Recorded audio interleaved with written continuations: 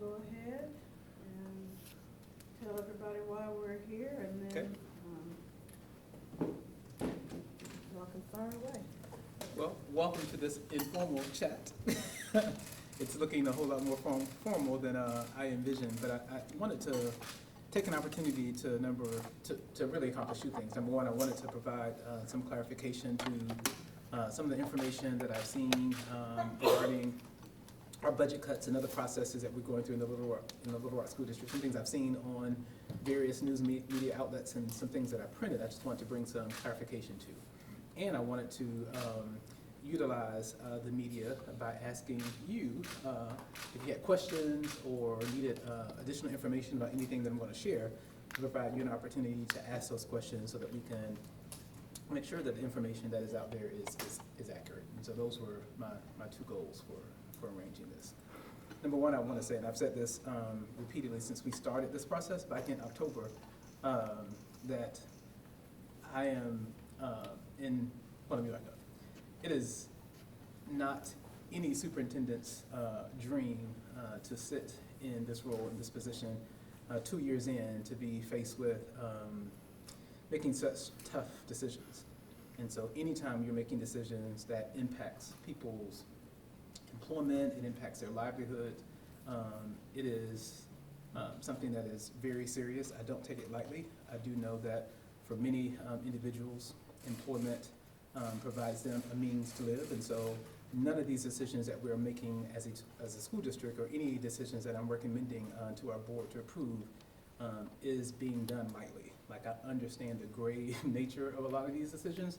At the same time, I want everybody to know that as a district, because we have been continually losing enrollment, we all know that prices have escalated and have intensified, anything from salaries to the cost of goods to the cost of purchases to building schools. If you remember the conversations that we were having around even the new West High School and how much those expenses have ballooned over the last couple of years. And so as a district, we know that we have to make significant changes in order to improve student outcomes. We've had tons of conversations around student performance in our district and the things that we're going to have to do differently to impact student outcomes for the positive. And in order for us to do all those things, we have to be financially stable, we have to be fiscally sound, and we have to make decisions that are going to allow us to be able to provide our students in our community the best that they deserve. And so when we're steadily losing enrollment, when prices are increasing, we're at a point now where we just have to be able to make some changes. If you remember, we started this fiscal year, I think almost like $7 million potentially in the red. And so we have taken a lot of steps this school year to make sure that we end this fiscal year in the black, that we don't end in a deficit. And in order for us to start next school year in the black, we identified back in October that we needed to shave off about $15 to $16 million from our operating budget. And so since October, we have been involved in several different processes to kind of figure out what we need to do to meet that goal. And so here are the things that I want to clarify, and then feel free to stop me anytime you have questions about something. And then after I'm done, if there are additional questions about things, feel free to ask. And so the first key message that I wanted to get out was that classroom teachers and all of our budget cuts classroom teachers are not impacted more than other employee groups from a percentage perspective. And I'm going to provide some more information to clarify what I mean by that. But in other words, our budget cuts do not disproportionately impact teachers more than any other employee group within our district. In the document that we shared and have been sharing, the plan for the $50 million budget reductions, I believe that was component 4, where it listed, I think we had a goal of cutting about $4.5 million, and I think, I don't have to think because I have the document. In component 4, there was a reference to the elimination of 42 teacher positions. And I want to clarify that those 42 positions were not physical people. And so we had over 100 plus vacant positions in our district this school year. And so what we did, we looked at all of those vacant positions and decided which of those we did not need. And so 42 of those we cut. And so there was no impact to anybody physically with those particular cuts. And so that number is just a number that wasn't connected to people. So that's one thing that I want to clarify. The second thing I wanted to clarify, and we may spend a little time here, was just to clarify around the use of the word non-renewals, what it actually means, and the different criteria that were used to determine non-renewal recommendations. So there are several different types of non-renewals, but I think generally people have been using the term generally to encompass everybody, and not, the same criteria, the same expectations does not apply to everybody. And so these are the different types of non-renewals. So we have interim or temporary teachers. So these are folks who are hired in our school district in teacher positions after the school year or the contract year has started. And so this is nothing new in the Little Rock School District. When those folks are hired after the contract year, they automatically get a notice that after the interim teacher position period is over at the end of the school year, that particular position will be non-renewed. They are free to apply for any open and vacant positions that exist within the district, but that is just an automatic process. And so there were 35 non-renewals that dealt with interim or temporary teachers. And so that had nothing to do with budget cuts. It had nothing to do with us getting towards that 15 to 16 million. It was just a typical process that we go through every single year. The second type of non-renewal is non-renewals that were based upon schedule changes or course reductions. And so part of our plan to get to this $15 million mark was a change in middle school schedules, and that was component number 5 in this particular plan. And I'm using this just as an example to explain what a non-renewal based upon a schedule change, what it means.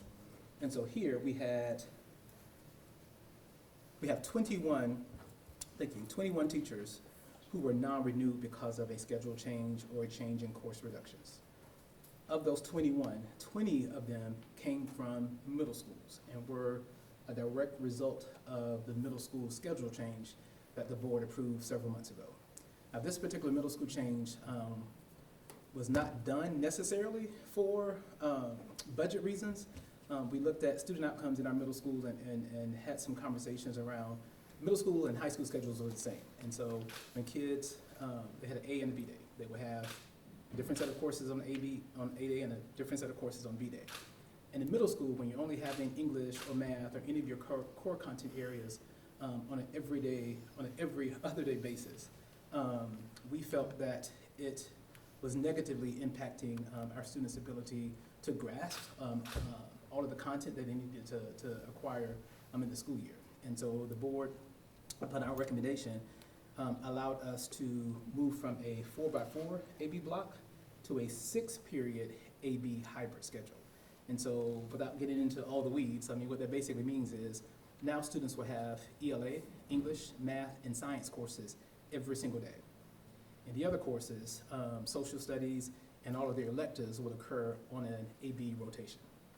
And so with that schedule change, the impact that it ended up having is that in some cases we had to hire more English, science, and math teachers.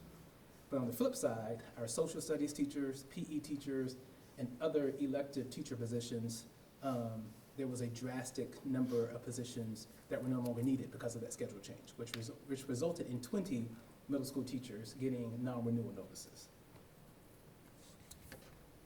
All right, so the next one is we had, I think I mentioned there were 21 teachers now renewed for schedule changes or because of course reductions. The next category is non-renewals for cause or performance. And I want to spend a little time here, and I may come back to this a little later, but there were 27 teachers who were recommended for non-renewal due to performance issues. Now, I do not have solid data on this, but just anecdotally from people around here, I don't know that we have ever non-renewed teachers or staff in our district for performance issues.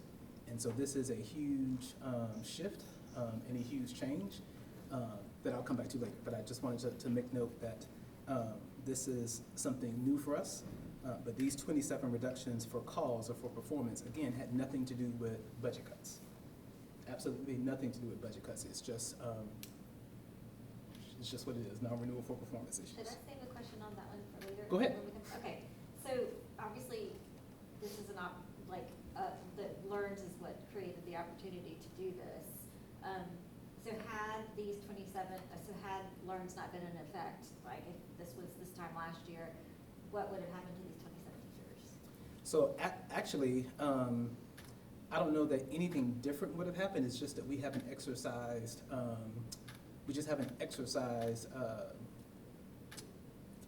don't even know the word I'm looking for. We haven't exercised our options. Thank you.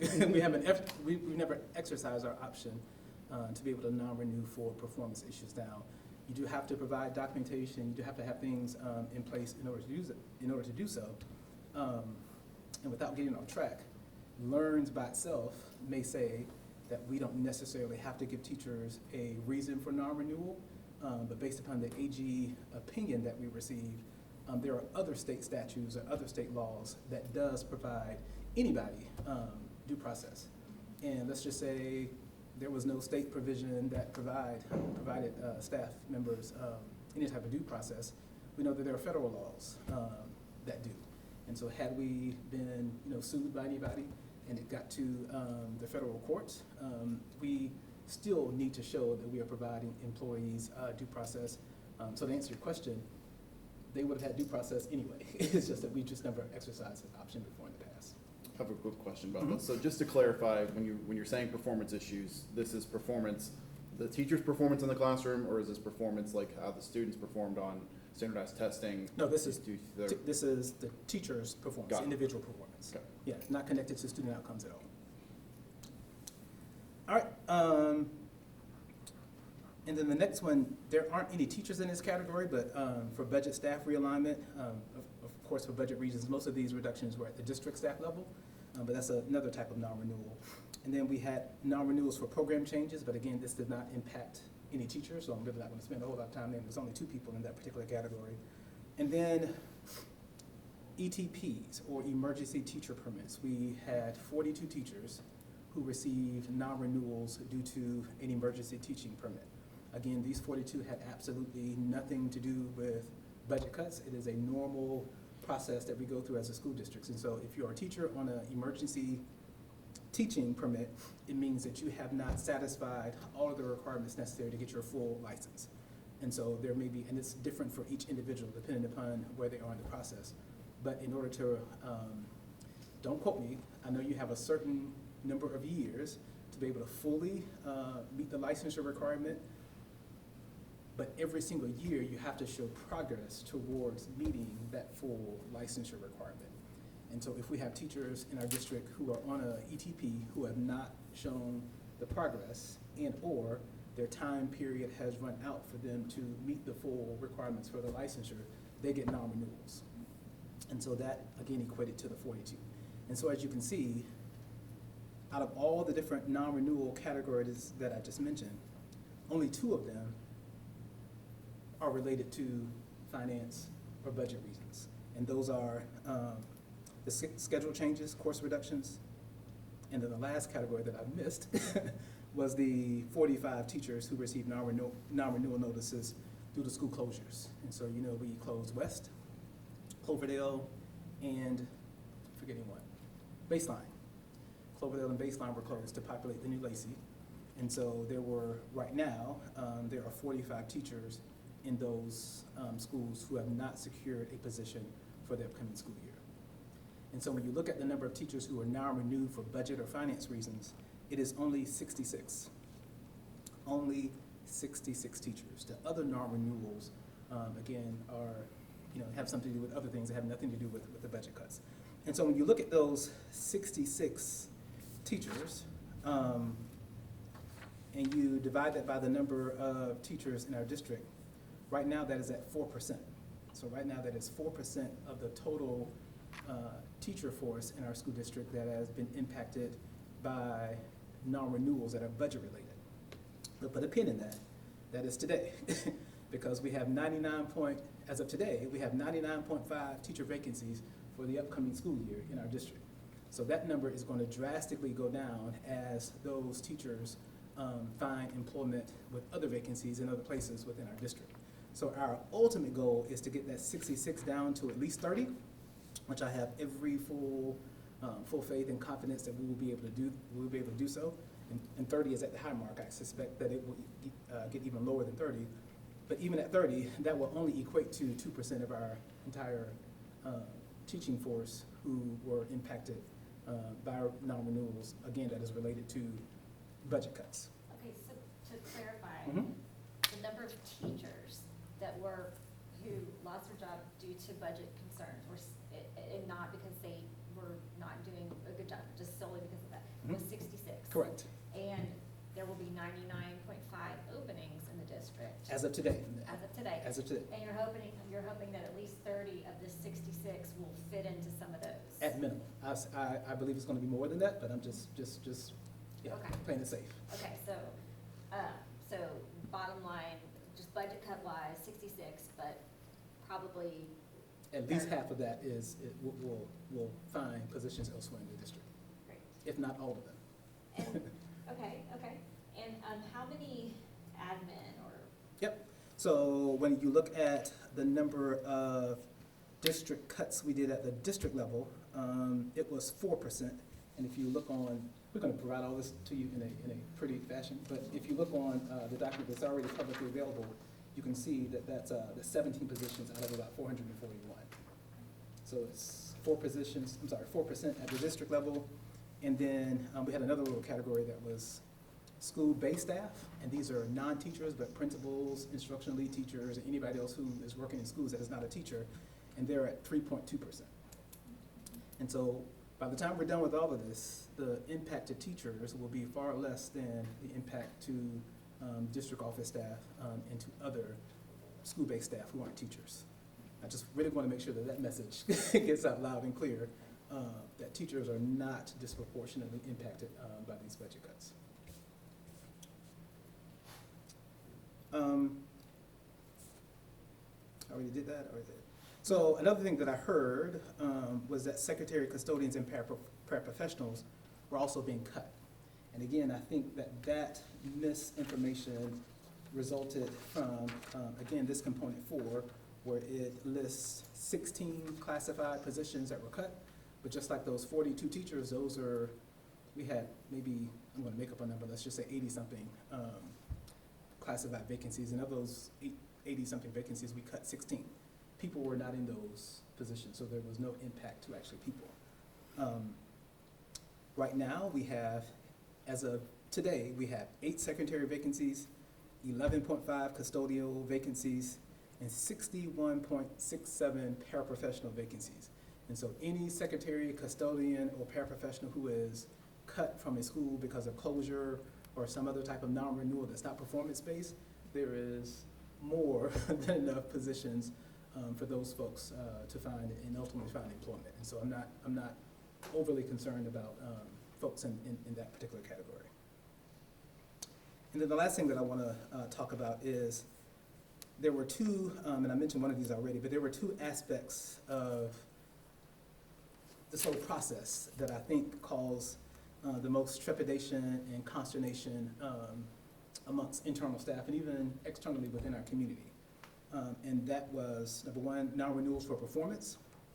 And again, that is something that as a district we just have not done before. I don't make, as hard as these decisions are, I do not necessarily make apologies for us, regardless of what the teacher shortage is, regardless of what the shortages is among staff. I believe, one of the most important aspects of my job is to make sure that we have the best people in front of our kids as possible. And so those non-renewals for performance, again, this is something that we haven't done before. And I know it's caused a lot of consternation among staff, and it's caused a lot of misinformation to kind of get out within the community. But I'm okay with that. I'm really I'm okay with that. And that was the 45, how many were there? 27. 27, Yeah, okay. 27. And if employees feel as if that these non-renewals based upon performance is unjustified in any type of way, we have processes in place for them to be able to get due process. And that's one of the things that was made clear by the Attorney General's opinion And so any employee who was non-renewed for performance can file a grievance, and they are able to, state their case in front of our board. And as of today, this number also keeps changing.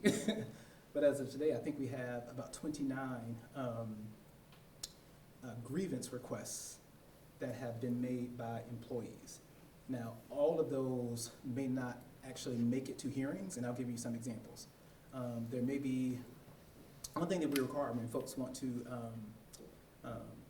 request a hearing for a non-renewal, they have to provide us, what policy or practice that they believe was violated, and then what is it that they want from the hearing process.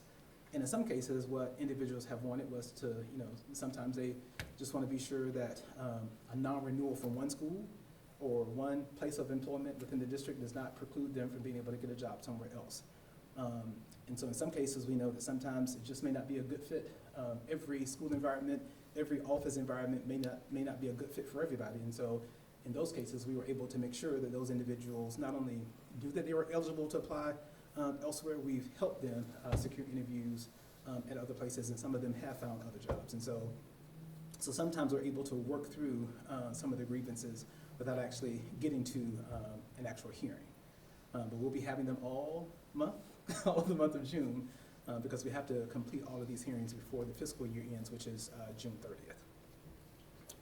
And then the other change in practice with our district that I know that has created a lot of internal conversation is around mutual consent placement versus our past practices of how we place displaced teachers or displaced staff.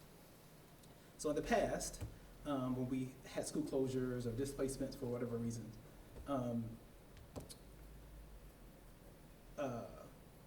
staff, depending upon the areas of licensure, were just placed in vacant positions with no interview, with no input from the hiring manager. They were just placed. So for example, we've got, like I said, we've got 99.5 teacher positions now. So some of the teachers who may have been in schools that have closed or non-renewal for finance reasons, we chose not to just place people into vacant positions. And the reason being is because when you look at the data, you all can probably guess, where would you imagine most of our teacher vacancies exist? Take a guess, somebody. Yeah, where do you believe most teacher vacancies exist? Elementary school level, that's what I would think. Well, let me just tell you the answer. I don't know. They most often exist in our schools where our students have the most needs.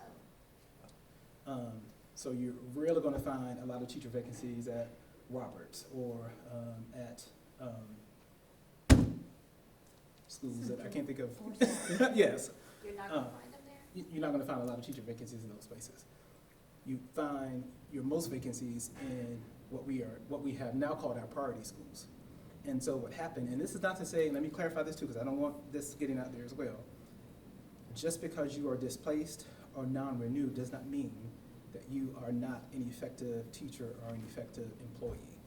Displaced teachers does not mean that you're not a good teacher. It just means that for whatever reason, you've been displaced from wherever you are. But what happened in the past, the staff who were deemed effective or the best always got picked up in other vacancies, and what was left got assigned to our priority schools. And so even if you were to,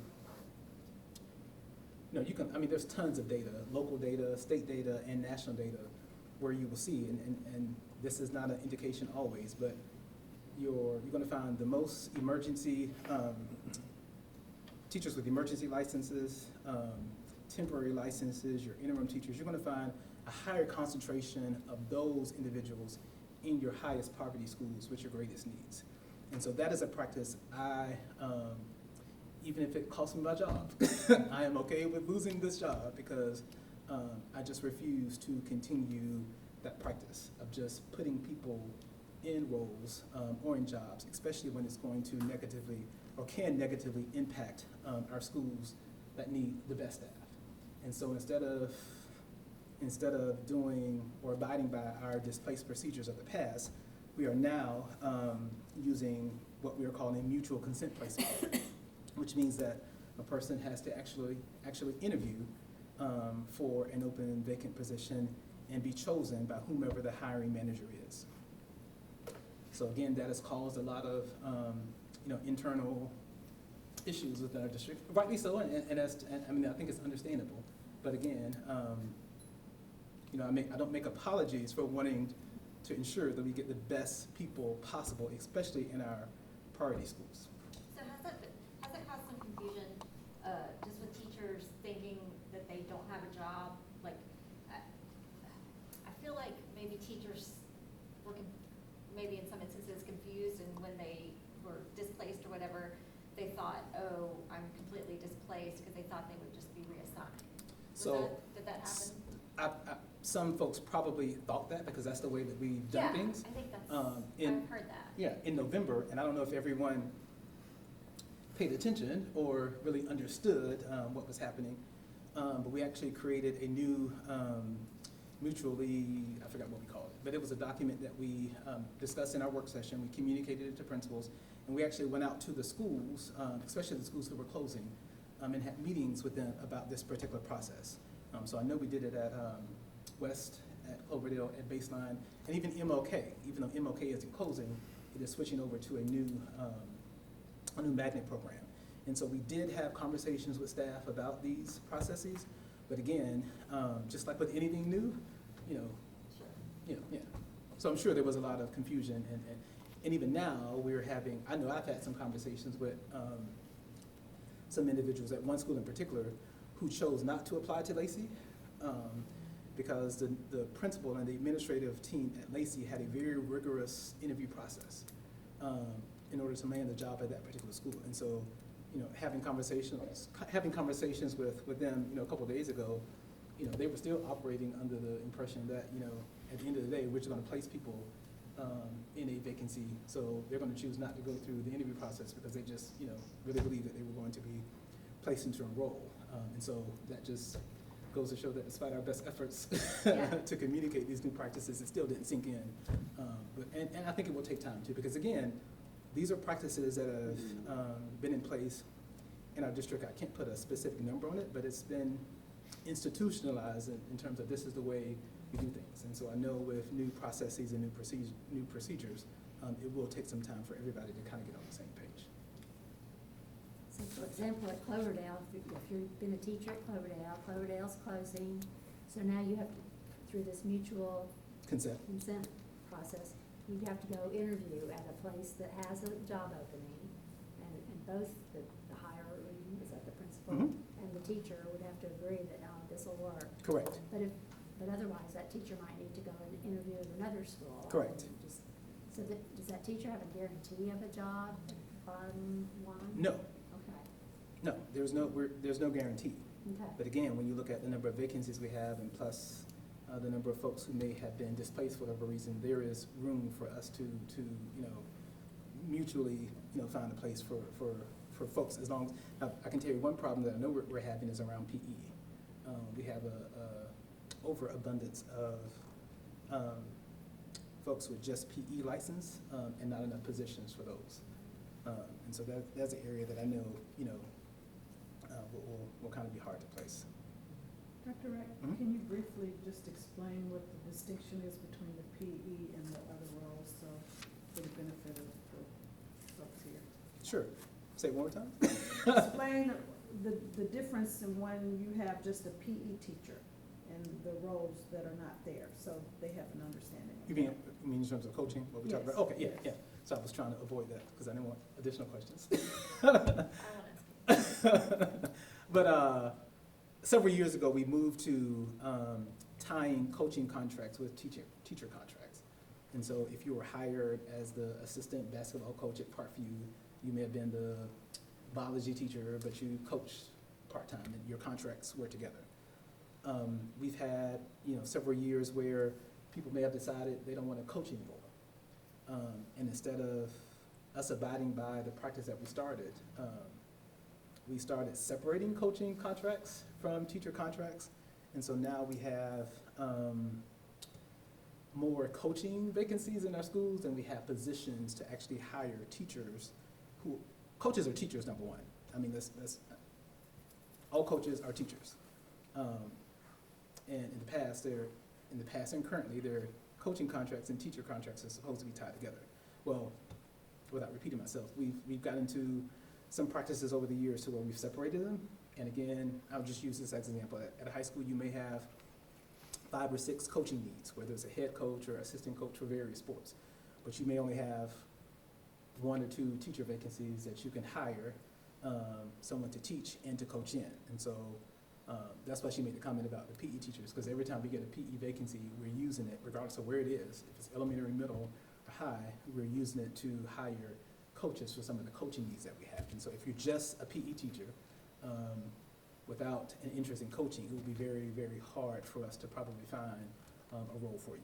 Are these coaches gonna be teachers at the same school, or could you have a teacher come in and say, teach at one school and then go coach at another? Both. We have both.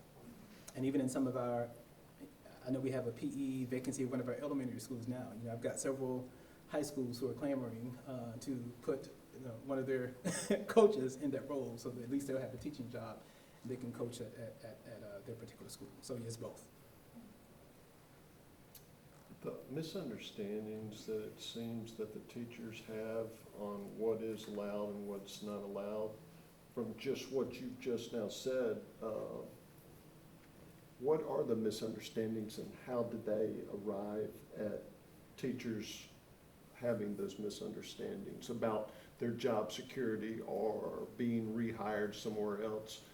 Did their union not educate them on what they needed to do or not do, or how the situation was arrived at? So I think it's I don't know that I have one answer for that. I think it's a couple of things that have happened. Of course, we have the passage of LRNs, which has its own set of different ways of doing things. And so that in and of itself created a lot of confusion, not just with teachers, but with folks who were in charge of leading districts. Like we, didn't necessarily always know exactly how to proceed in terms of adhering to LRNs when some parts of LRNs conflicts with other state laws. And so it's just been difficult, number one, to get our own messaging together as a district, let alone be able to communicate to our employees what has changed or what hasn't changed or what these new processes are versus the way that we've done things before. I think it was a combination of all of that kind of happening at the same time, which added to some of the misunderstanding and confusion. And, we have, I can say this because, I say it in other places as well. When you begin to disrupt or to change long-standing practices in an organization that have just been in place forever, you begin to kind of upset and disturb some individuals' influence that they may have had in the past or abilities that they may have had in the past. And I'll just be frank with everyone here. Like we've had an accountability issue in our district for a long time, where we just have not held ourselves accountable and our employees accountable for their performance. And so with this shift, when you begin to change systems and upset ways of being within an organization, some people may begin to just create misinformation or create situations which kind of causes additional disruption and confusion throughout the organization because things are changing and some of the provisions, not provisions, but some of the benefits that they may have enjoyed in the past, they see those things going away. And so that just creates some anxiety, some fear, and sometimes people inappropriately use that anxiety and fear to kind of spread misinformation or create situations within an organization that causes more and more confusion. And so I think you have all of that stuff happening in our district right now. Do you think the Secretary of Education had some responsibility on not explaining it to districts such as you to help them go forward and help with these new policies and the way that we're going to do stuff now? I don't know that I would necessarily point a finger at one individual, but even after the passage of the Learns Act, we're just now getting to the point where rules are being clarified in terms of how we're supposed to do things. And so some of those things still haven't happened yet, and we're, to the end of the school year. So I don't necessarily blame one individual. I think there could have been opportunities to kind of look at every aspect of Learns and just to see how it compares to other state laws. Because I'll tell you, like, this whole ability to be able to provide staff due process, like, had we known this earlier, like, we could have had more adequate time to kind of plan and have more time to conduct and provide our employees with due process versus, getting that opinion. I think it was in April, somewhere. I think it was around April when we got the Attorney General's opinion, April or May, and now we're having to, to basically provide all of these grievance hearings within 1 month. I don't know if I answered your question. Yeah. So, one question, and this is a little off topic, but not really. I know there are some requirements under Learns and maybe some other things, just curriculum-wise, that, I think maybe the rules haven't come out until just really recently, and I'm thinking particularly of the adoption is better than abortion curriculum that now is required. Do you know what I'm talking about? No, I do not. I'm crazy. But it sounds crazy, and it is crazy, but we have it. And I think the rule didn't come out till recently. I think there's also the sex trafficking thing. Mm-hmm. You guys didn't, I don't even know if you have the rules yet, or have you gotten the curriculum? So I can tell you, I was keeping abreast of all of the changes in the committee meetings and how the rules and things were being developed. Honestly, these last couple of months, I've been so inundated with stuff that's going on here. I don't know where we are Okay. with some Me of the rules neither. and so, yeah. I was hoping you would know. Yeah. Okay. Doc, let me get you to clarify just one more time. Mhm. A lot of numbers have been thrown out here. That 4% figure that you gave out for the teacher group, how many teachers is that? That's 66. 66. That's And 66. vacancies are 99.5? Not, as of today, 99.5. Okay, thank you. This may be jumping ahead, but can you talk about Ignite Reading? I was talking to the CEO, and she said it's pretty successful. Are y'all gonna have to get rid of that program? What does that have to do with Budget cuts. It's been on. Yes, so that is one of the programs that we have temporarily eliminated because we ran out of ESSER funds to be able to keep it going. We are actively looking for some additional grants to be able to keep it going. I don't want to be premature, but I think we are in the process of, or just maybe recently secured some funding to be able to provide it for either, I want to say, first graders who are at least 2 grade levels behind in our priority schools, but we haven't secured enough grant funding to be able to do it at the wide scale that we're doing now. But we're actively continuing to look. One of my goals that I just haven't been able to achieve yet is to create an LRC foundation, which would be like the philanthropic arm of our district. If you look at many other large urban districts around the country, they have their own independent foundation that actually works to secure grant funding to be able to keep things like Ignite. Just recently was at the NEA Foundation, they call it the Academy Awards for Teachers in DC a couple weeks ago, or a couple months ago. And one of the things that Sarah Sneed, who is the executive director of the NEA Foundation, said that is going to be one of her priorities moving forward is when you look at philanthropy in our country, very little philanthropic dollars go to the South. And the South is where the majority of students of color in our country reside and go to school. And so she has a goal of really bringing more attention and light to that issue, and we're hoping to capitalize on some of the work that she's doing to get philanthropic groups to look at Little Rock School District and our foundation, which we haven't gotten off the ground just yet, to be able to contribute to that so we can keep things like Ignite going. You agree it's accessible? Oh, very much so, very much so. So how can community members, families, parents be supportive of the district during this kind of trying budget time? I would say, pray for us. But I would say seek out, first thing I would say is don't believe everything you hear. Don't believe everything you hear, don't believe everything people say. if you want the truth, we have ways and mechanisms for you to reach out to us to be able to get accurate information. The second thing that I would say, if you have kids, school-age kids, please consider the Little Rock School District. You may have heard me mention in our last school board meeting, you know, we're taking steps to start out in the black for the 24-25 school year, but looking at our, you know, our last cycle report, I'm going to be entering probably this upcoming school year about close to 200 students less than we had the previous year. And so that's, you know, for every student, that's, you know, $7,000 plus something dollars just for a regular weighted student, not alone if it's sped or, you know, have some other issues. But that's, you know, potentially more funding that we are going to lose. I know that the vouchers, I know they're not vouchers, the Freedom Account, The vouchers. yeah, they have, you know, the pool of eligibility is expanding for next year.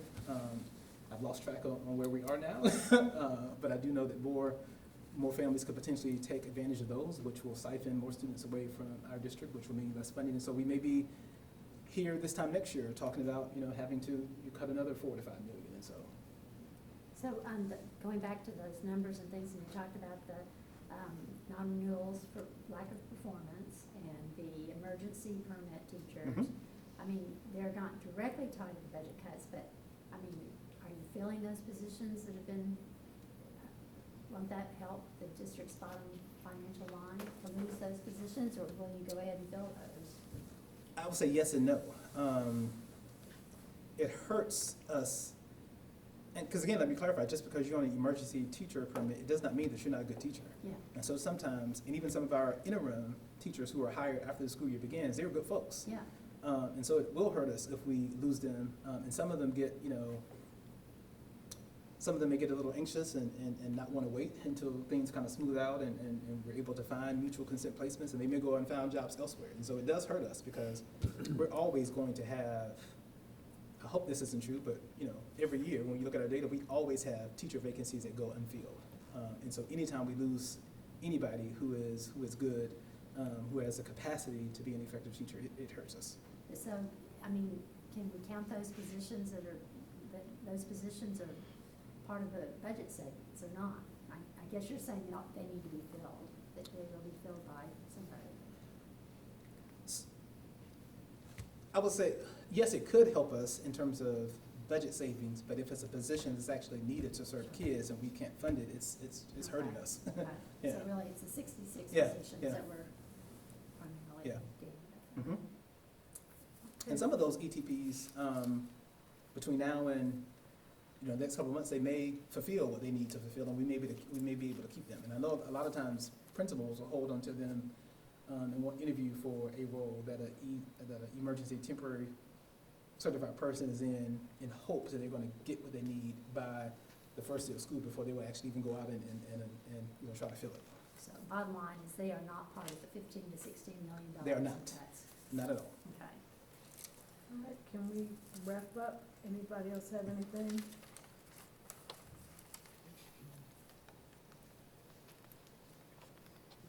Done? Okay. Thank you, Dr. Wright. Thank you all.